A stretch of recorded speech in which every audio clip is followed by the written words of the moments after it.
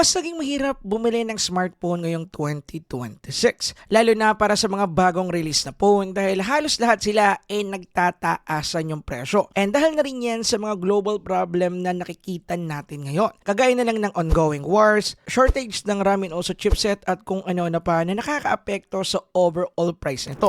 Imagine yung 16GB RAM before na 3 to 5,000 pesos lang. Ngayon, doble na yung presyo and yung iba pa nga 1,000 per 1GB pa. And dahil sa nangyari na to, apektado lahat ng electronic products kasama na ang mobile phone. And kung isa ka sa nahihirapang bumili ng smartphone ngayong 2026, I got you kapare ko. Dahil sa video na to, i-share ko sa inyo yung mga best to buy phone ngayong 2026 na talagang sulit at hindi halos gumalaw yung presyo. Kaya kung interesado kayo, tara, pag-usapan natin itong mga phones to. Okay, gusto ko lang linawin, yung mga phone na i-recommend ko sa inyo dito is combination to ng 2025 and also 2026 release phone. And wala po silang particular order at mix up po siya ng global ROM and also China ROM para maging one flow lang yung mismong video natin. And nga pala, unahan ko na kayo, medyo paus ako dito or medyo malit yung boses ko kaya pagpasensyahan na ninyo. Kaya thank you agad para sa mga makakaintindi. Nga pala, lahat ng mga phones na babanggitin ko dito or i-recommend ko sa video na to is provided po yung link dyan sa mismong YouTube shopping tab natin. And don't worry, legit po yung mga yan. Kinalkal ko na at hinanap ko na yung mga store na nagbibigay ng best price. So pwede nyo i-check dyan. Ay nakagandahan sa link na yan, pwede kayo makakuha ng 1,000 to 2,000 pesos worth of vouchers na pwede nyo magamit para i-discount sa overall price ng phones na bibili ninyo. Kaya i-check nyo po yung mga links dyan sa ating YouTube shopping tab. And with that said, tara, simulan na natin itong phone recommendation natin. Okay, simulan natin sa para sa akin, isa sa pinaka-underrated phone last year at yan, itong ating Tecno Camon 40. Bale, yung presyo na ito naglalaro ng 13,000 pesos at bumababa siya ng 11,000 pesos using yung link dyan sa description down below. And kung camera po yung gusto mo sa presyo na 11,000 to 13,000 pesos, ito yung best na maire-recommend ko sa inyo. Hindi lang siya masyadong napansin ng 2025 dahil tinabunan to ng Poco X7 Pro kasi pantay sila halos ang presyo pero di hamak na masulit yung specification nun. Pero gaya nga ng sabi ko sa mga nauna kong phone recommendation and also sa review ko sa device na to, solid yung kanyang camera capability para sa isang mid-range phone. Wala, meron tong chipset na Dimensity 7300 na palag-palag pa din naman pagdating sa light moderate gaming. Napatunayan yan doon sa ginawa nating extreme gaming test and also full review. Okay din yung display neto, meron tong 6.78-inch AMOLED screen display na merong Corning Gorilla Glass 7 eye protection. However, naka-curved screen lang tayo dito. So para sa mga kaparakay natin dyan na hindi prepared yung gantong screen, hindi talaga to para sa inyo. And actually, isa rin yan sa main reason kung bakit hindi masyadong tiningnan or i-chinek itong phone na to kahit na malaki yung potential niya para sa akin. Pero gaya ng sabi ko, kung naghahanap talaga kayo ng phone na talagang more on camera yung focus para sa mid-range level segment or sa price range na 11,000 to 13,000 pesos, go for this one. Bagay na bagay sa inyo to. Anyway, next phone recommendation naman, which is our best valued mid-range phone ng 2025 and masasabi kong sulit pa rin talagang bilhin ngayon ang Poco X7 Pro. Bale, mabibili natin to sa 13,000 to 14,000 pesos na presyo for its SRP pero nabibili natin to using the voucher link niya sa description down below and also kapag naka-sale or meron tong promo sale price sa 11,000 pesos lang. And ang daming mga kaparakoy natin na nag-mention sa akin about dito and definitely isa pa rin to sa pinakasulit na phone ko ngayon 2026 and ang kagandahan dito, pinapaubos na lang tong phone na to dahil nga nilabas na ang Poco X8 Pro. Bale, pagdating sa specification nito, meron tong chipset na MediaTek Dimensity 8400 Ultra na hindi nilalayo yung performance sa Poco X8 Pro na naka-Dimensity 8500 Ultra na chipset which is overclock version lang nitong 8400. Pagdating sa kanyang build quality, pasado na rin kung okay yung tatanungin kahit na naka-plastic frame and plastic back tayo dito pero meron naman siyang Corning Gorilla Glass 7 eye screen protection. Kaya okay na rin. Which din yung display nito dahil meron tong 6.78-inch 120Hz AMOLED screen display na kung saan pwede tayong manood ng mga gustong-gusto nating movie. Pagdating naman sa battery, pasado din para sa akin. Standard kung ako yung tatanungin para sa global ROM. Naka 6,000 mAh battery capacity and meron ding solid and pwede na camera setup pagdating sa kanyang overall camera. And best tong phone na to para sa mga gamers out there and also mga casual user. Kung medyo camera guy ka or camera centric guy ka, hindi to yung para sa'yo, go for Camon 40 Pro na nabanggit ko before. Next naman sa listahan natin, which is one of my favorite phone, ito ang ating Igo C A10 Turbo Plus. Bale, yung presyo nito is nasa 21,000 plus pero pwede natin siya mabili ng 18,000 or 19,000 pesos using the link dyan sa ibaba and also kapag naka-promo sale price sila. And kung gusto nyo yung performance ng Poco X8 Pro Max, ito yung best phone na counterpart nun. Dahil meron tong Dimensity 9400 Plus na meron the same performance sa Poco X8 Pro Max na naka-Dimensity 9500S. Dahil gaya nga nasabi ko doon, tweak version lang yon ng 9400 Plus. And pagdating dito, actually napaka-solid niya. Although naka-plastic common build lang tayo dito pagdating sa frame and also back, pero meron siyang IP65 rating. Meron din siyang solid 6.78-inch 144Hz AMOLED screen display kaya wala magiging problema sa panonood ng mga videos. And nakagandahan dito, naka 8,000 mAh battery capacity na to na di hamak na mas mataas sa 7,600 mAh battery capacity ng iQOO Z11 Turbo. And halos tikit lang din sa Poco X8 Pro Max na naka 8,500 mAh. Meron din tong solid camera setup dahil nga iQOO phone kaya yung kanyang photo processing or yung kanyang color science Vivo pa rin. And recommend ko to sa lahat ng klase ng user, mapa-gamer, casual user, and also camera guy para sa inyo tong phone na to. So para sa akin, kompleto rekado sa to. Yun nga lang, yung trade-offs niya is yung kanyang build quality but at the end of the day, goods na goods yung kanyang overall specs and also yung kanyang overall na presyo. Now, next naman sa listahan natin at bagong-bagong labas lang ngayong 2026, yan ang ating Poco X8 Pro. And actually, ito na rin yung masasabi ko na best valued mid-range phone ngayong 2026. At least ngayong quarter 1 kasi hindi pa nilalabas yung iba. And yung presyo neto currently as of recording this video is nasa 15,499 pesos and using the voucher dyan sa ibaba, pwede pa siyang bumaba ng 14,000 pesos or 13,000 plus. Which is a good deal kung ako yung tatanungin at kung mag-aantay pa tayo ng sale mo yan, for sure mas bababa pa yan. And pagdating sa kanyang overall specification, meron na tong glass front na protected ng Corning Gorilla Glass 7i, may aluminum alloy frame, naka-glass back din, merong IP68 and IP69 rating kaya protected sa mga wisik-wisik ng tubig. Meron na rin solid 6.59-inch 120Hz 1.5K AMOLED screen display at meron na rin siyang solid and above average na 6,500 mAh battery capacity na based sa review na ginawa ko pasadong-pasado sa atin in overall. Meron na nga rin pala tong good camera setup pero slightly improve lang to ng konti doon sa ating X7 Pro pero at the end of the day, improvement is way more better kaysa sa hindi siya nag-improve. Kaya for me, goods na goods do. Kaya marirecommend ko to sa halos lahat ng type ng user out there, mapag-gamer, casual user, and also camera guy. However, yun nga lang medyo hindi ganun kagandahan yung kanyang camera para sa mga camera-centric guy out there. Kumbaga, nandun siya sa part na acceptable and also okay na for the price. Also, recommended ko rin to sa mga kaparokoy natin dyan na naghahanap ng pang long-term phone nila. And kung mabibili nyo to sa presyo na 13,000 to 15,000 pesos, dyan naglalaro, goods na phone to. Kung ako yung tatanungin ninyo, go for this one. Now, kung gusto nyo naman ng mas powerful, ito yung best recommendation ko sa inyo ngayon, OnePlus A6. Pagdating sa presyo na ito, nasa 25,000 to 27,000 pesos. Diyan naglalaro, depende sa variant. Na kung saan, pwede pa nating males ang 1,000 to 2,000 pesos using the voucher link dyan sa ibaba. Pwede nyo pang i-check para ma-check ninyo yung overall price. So, pagdating dito, meron na tong chipset na naka Snapdragon 8 Elite. And malamang sa alamang, alam na ninyo kung ano yung capability ng Snapdragon 8 Elite. And kung nakatira ka sa kuweba at hindi ka aware sa chipset na to, ako din una magpapaliwanag sa'yo based sa mga ginawa kong extreme gaming test sa mga phone last year na talagang sinagad ko yung overall capability nila na merong Snapdragon 8 Elite. Isa lang yung sinasabi nila sa akin, okay yung phone na to pagdating sa balagbagang gaming. At dito mga gamit yung terminology na sisiw lang halos lahat ng mga heavy games out there. Dito sa chipset na to, lalo na ngayon na mas naging optimized siya dahil medyo matagal-tagal na rin at nabigyan na siya ng mga goods na update pagdating sa mga game na tinesting natin before. At napansin ko yan doon sa ating Poco F8 Pro. Pero uunahan ko na kayo na umiinit din talaga itong chipset na to. Based sa mga ginawa nating extreme gaming test, talagang medyo umaangat yung temperature niya. Pero ang gandahan nga doon, meron na tayo mga update na nakuha kaya medyo goods na rin yung thermal niya in overall. Pero masasuggest ko pa rin talaga na gumamit tayo ng phone cooler. Anyway, pagdating sa build ng OnePlus A6, meron na rin itong glass front na protected ng crystal shield glass. Meron na rin itong glass back and aluminum alloy frame na merong IP68 and IP69K IP rating. And pagdating naman sa kanyang battery, meron itong 7,800 mAh power. And meron na rin siyang solid camera na naka 50 megapixel Sony IMX906 camera sensor. And kung may budget ka ngayon, ako rin unang magsasabi, isa to sa pinaka best to buy na phone kung ako yung tatanungin. Lalo na kung ang priority mo sa isang phone is gaming, battery, and camera. Nandito na lahat sa OnePlus A6. Anyway, next naman sa listahan natin, isa sa pinaka-favorite kong phone ng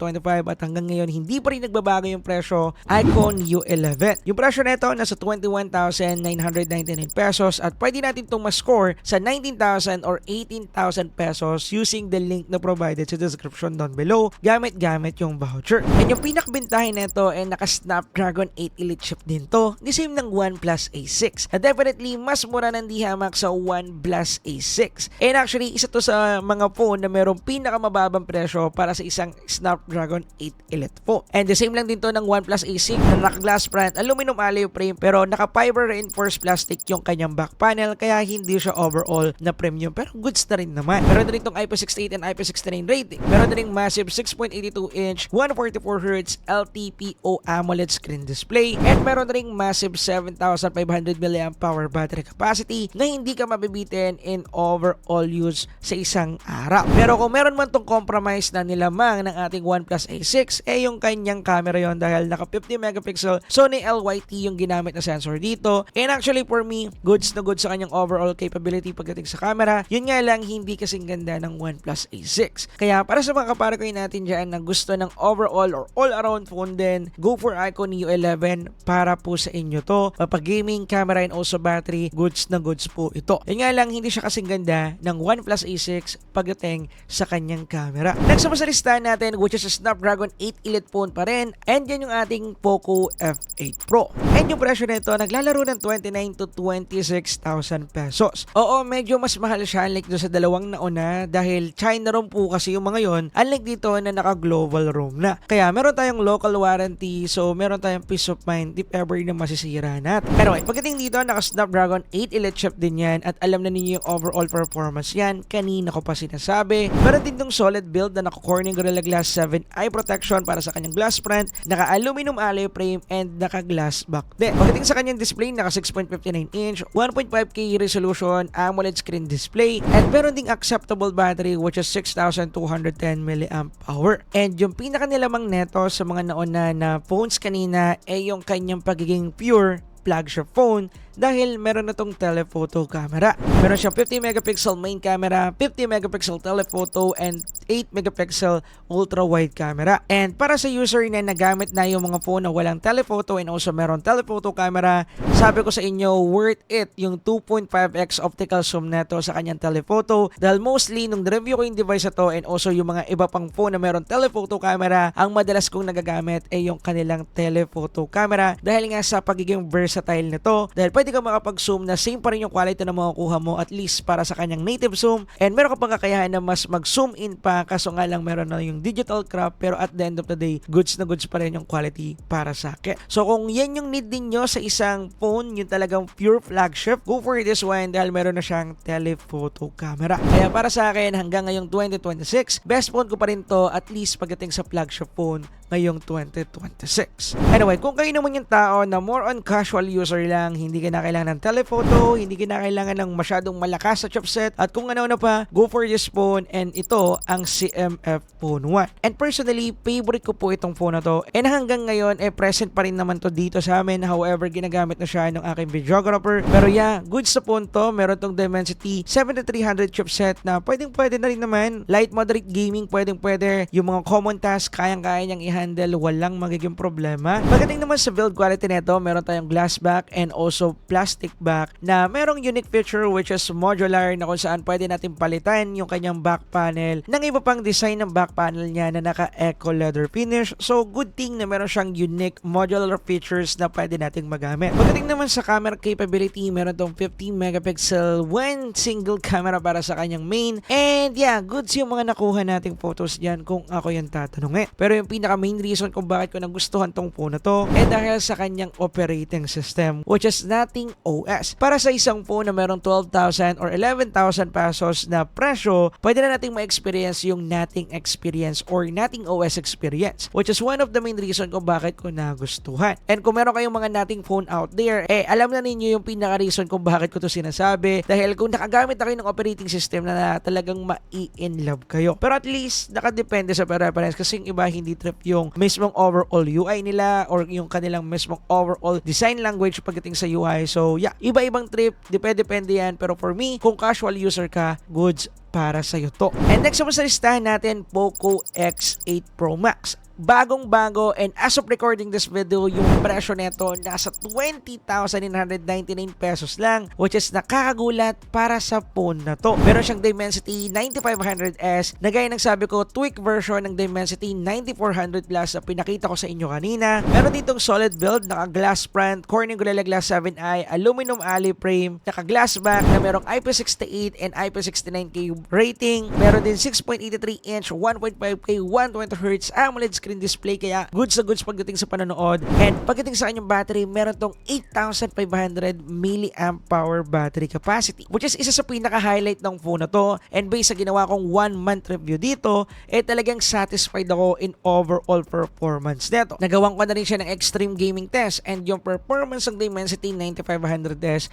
pasado rin dun sa ginawa nating testing. Yun nga lang, medyo merong mga games na hindi pa ganun ka-supported yung mga higher frame rate settings dahil nga bago pa lang yung chipset. Kaya aantay pa rin talaga tayo ng panahon para ma-optimize to. Pero for sure, magkakaroon yan. Dahil ganito rin naman yung mga scenario ng ibang mga phones out there na gumamit ng latest chipset. Kaya pagdating dito, understandable. And pagdating naman sa camera neto, okay din yung capability. Para sa akin, approved na. Pero yun nga lang, wala siyang telephoto camera. Kaya medyo nasad ako ng konti. Pero para sa presyo na 20,000 to 21,000 pesos, not bad na price po yan as of recording this video. Dahil yung pinaka-SRP niya, kung hindi ako nagkakamali, is 23 to 24,000 pesos. So habang may pagkakataon pa, good to buy ngayon ang Poco X8 Pro Max dahil sulit yung presyo niya kung ako yung tatanungin. Kaya kung ikaw yung tao na mas pinapriority yung battery and also performance and then sunod na yung camera, go for this phone para sa'yo to. And actually, yan yung mga phones na best recommendation ko ngayon 2026, pero meron pa rin ako mga special mention. Hindi ko na masyadong sinama kasi baka mag-sponsor or tunog sponsor ni Poco. Go for Poco F7, goods din po yan. Isa rin yung sa mga best valued phone para sa akin ngayon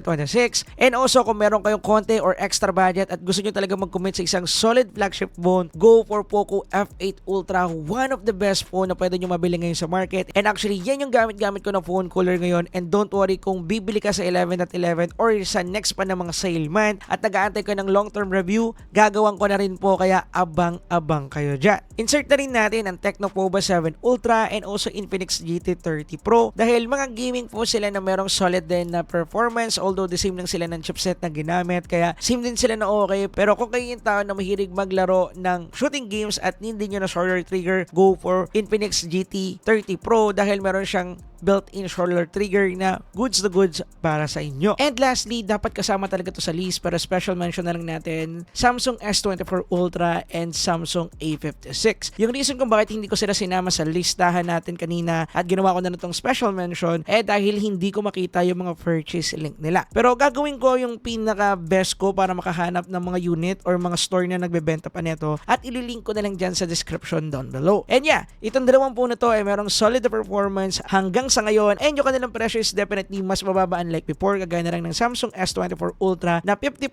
yung binaba nung nireview ko nung 2025. And for sure, mas mababa yung presyo niya ngayon. Ang A56 din ganon, kaya maglalagay na lang po ako ng link niya sa description, kaya must check kung gusto ninyo pong bumili. So in overall, ito yung mga best recommendation phone ko, at kung mapapansin ninyo, most ng mga phone recommendation ko is yung mga 2025 release pa, and yung main reason kung bakit halos hindi na apektuhan yung presyo nila sa mga nangyayaring global crisis ngayon. And yeah, kung naghahanap talaga kayo ng phone ngayon 2026, hindi pa huli ang lahat, pwede kayong bumili at huwag kayong masyado magpapadala sa mga nangyayaring problema na mahirap nang bumili, hindi po yung sagot. Kailangan nyo na talaga mag-research and also maghanap, and yan for sure yung main reason kung bakit mo pinapanood tong video na to. Anyway, lahat po ng links ng mga product na sinabi ko is provided po dyan sa ating YouTube shopping tab, and gaya ng sabi ko, meron po tayo dyang 1,000 to 2,000 pesos voucher code. Check nyo po yan kasi magandang minus din din yan. And then meron din silang mga limited na shop voucher na pwede nyo i-check. Yung iba meron 3,000, yung iba 2,000 pesos. So mas check, baka maabutan pa ninyo. Anyway, dito ko natatapusin yung video. Kung meron kayo suggestion or meron kayong gustong idagdag sa lineup natin, comment nyo lang sa ibaba para mas mapag-usapan.